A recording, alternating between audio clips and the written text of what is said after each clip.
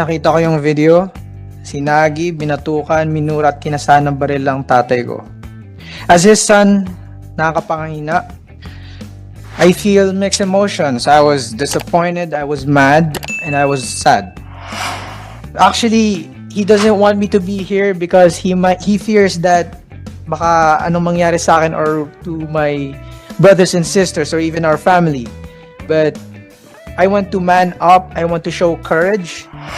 Kung ipapakita natin na takot tayo sa ating mga kababayan, yun na din ang magiging paraan ng pamumuhay nila habang buhay. Mananatili tayong takot.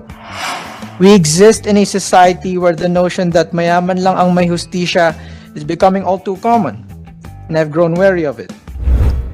To our senators, it is their responsibility of each and every person in the government to prove that it isn't, that our justice system is not flawed. They have to prove it. They have to defend the underprivileged and vulnerable. Good morning po sa inyong lahat na nandito po ngayon, lalo na po sa inyo, Your Honor. Actually po, medyo kinakabahan ako kasi first time po mangyari sa akin na mapunta sa ganitong sitwasyon. Lalo pong Relax ka lang. Nung makita ko po yung anak ko dito na hindi ko alam na pupunta pala dito. Ikaw ay anak ni Alan Banjola. Yeah, opo. Tapos, hindi ka doon nagpaalam na pupunta ka dito, hindi niya alam. Yeah, it has a story po. Actually, matatakal ko rin po dito. Okay, sige, continue. Please. So, members of the Senate Committee and fellow citizens, I am the son of the cyclist. I stand before you today with the intention of sharing my concerns and frustrations with the public. My father and mother have been incredibly supportive of both of my siblings and me from the moment we came into this world. They dedicated themselves tirelessly to provide for our essential needs. My father never fell short in caring for us, and our entire family has worked diligently to ensure we have the quality of life we rightfully deserve. We lead a modest yet content life, cherishing our strong family bond. August 8, 2023, 10 p.m., hindi pa nakakauwi yung father ko. I was worried, and yung lola ko rin. Kasi usually 5 p.m. yung dad ko po nakauwi na sa bayan kasi yun talaga yung time na nakakauwi na siya sa bahay namin. And then she received a phone call from my father saying na nasa police station siya. And then nakauwi na yung dad ko around 2 a.m. And akala ko doon na natatapos yung lahat. Akala ko okay na. August 27, 2023, nakita ko yung video. Sinagi, binatukan, minura at kinasahan ng baril ang tatay ko. As his son, nakakapangahina. I feel mixed emotions. I was disappointed, I was mad, and I was sad. This is one of my fears that I wouldn't be able to be there when he needs help. Naturally, he would feel fearful given that Gonzales used to be a police officer and he's alone in a police station surrounded by people he doesn't even know.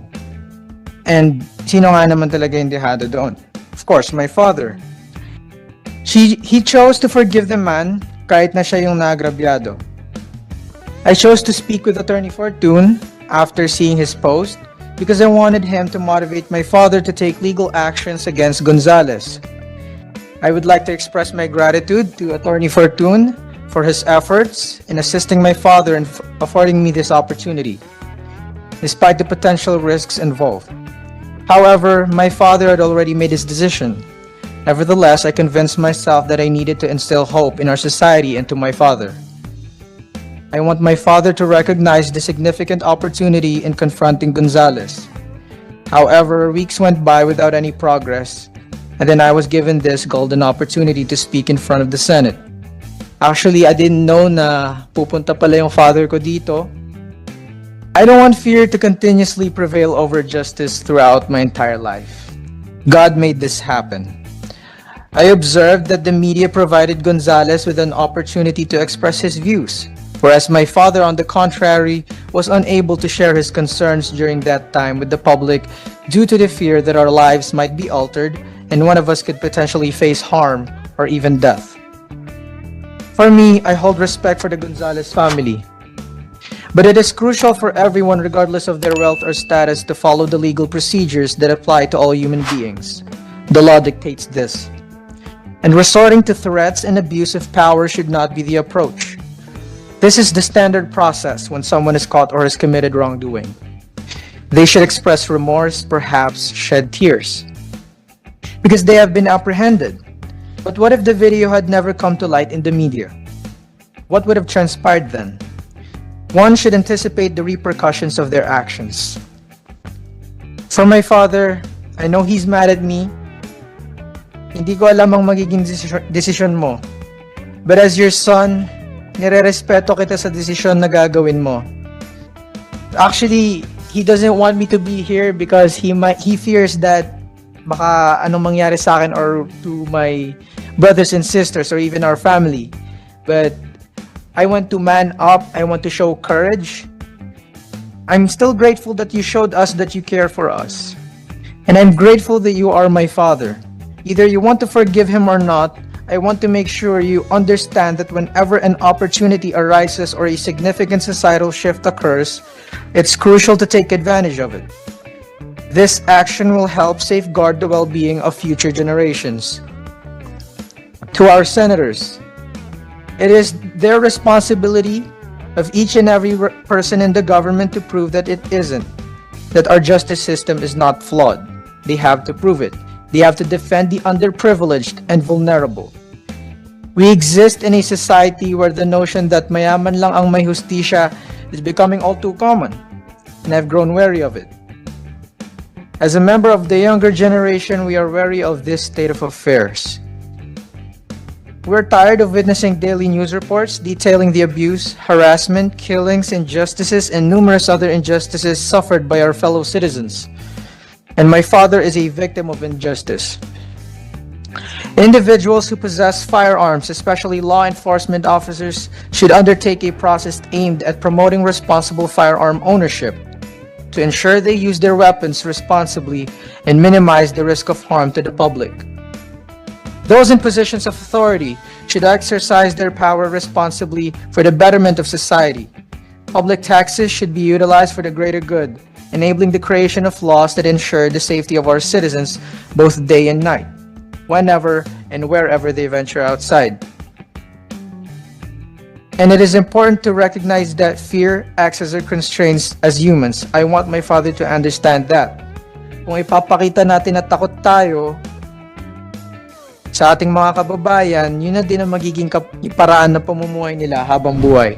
Mananatili tayong takot. We must break the cycle. We must exhibit not only resilience but also courage in the face of those who oppressed us. Cease to underestimate the youth, for they represent the future. Don't diminish our potential. Despite our youth, our determination for change exceeds conventional expectations. And allow me to end this with a quote. Injustice anywhere is a threat to justice everywhere. We are caught in an inescapable network of mutuality, tied in a single garment of destiny. Whatever affects one directly affects all indirectly. I hope the Senate will find merit in my words. My aspiration is that this will also serve as a beacon of hope to my father and for the public, indicating the possibility of societal transformation. Thank you. Thank you, Mr. Earl Banjula. We heard you loud and clear. And thank you for manning up in behalf of your father. And I would like to congratulate your father for raising you up to be a fine gentleman you are today. Ha? Pasalamat pa rin sa tatay mo, ha? Sana walang samaan ng loob between you and your father because sa akin, napaka-importante yung pamilya, ha? Mr. Alan Banjula, may samaan ba kayo ng loob ng anak mo? Okay lang? Actually, nag-aalala lang po sa kanya yan. Nag-aalala ka lang? As a father po. Kasi hindi ko po alam na nandito yun eh. Akala ko kung nasa school po. Actually, di Kasi po ako umingit sa akin nag-copy ng take note lang ah.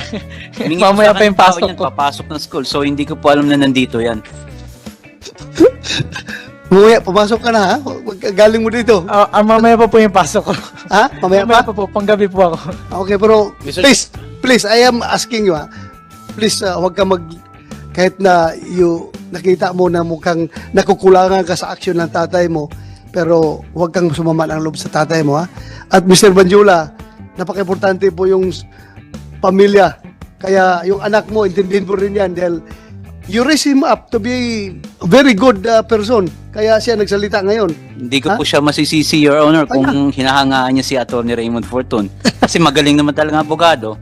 Wala po akong magagawa sa sitwasyon na yan.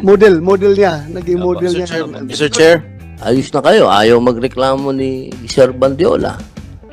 Alam niyo, sir, tama naman yung arrive mo na sabi nga sa English, when you become a parent, having a principal is not a priority. And bilib po ako sa inyo sa oras na yun sapagkat pinoproteksyonan niyo yung pamilya niyo. Pero bilib din ako dito sa anak ninyo. Kasi itong ganap na to, sana wag nang maulit. Kasi pagka ito, walang naparusahan dito, boss. Alam mo naman ang ugali ng mga Pilipino, nakalusot, baka ako makalusot din. Mahirap naman mag-init-initan ng ulo dito, malamig na lahat ng ulo nyo. Pero ako talagang, chairman, malungkot ako. Hindi naman sa gusto ko po kayong kaya lang, siyempre may nagawa kayo, boss. May nagawa kayong isang bagay na kinasahan mo ng baril yung tao, binatukan mo pa. Mainit din ho ang ulo ko, pero hindi ko pa naman nagawa yun. Hindi naman ako ganon.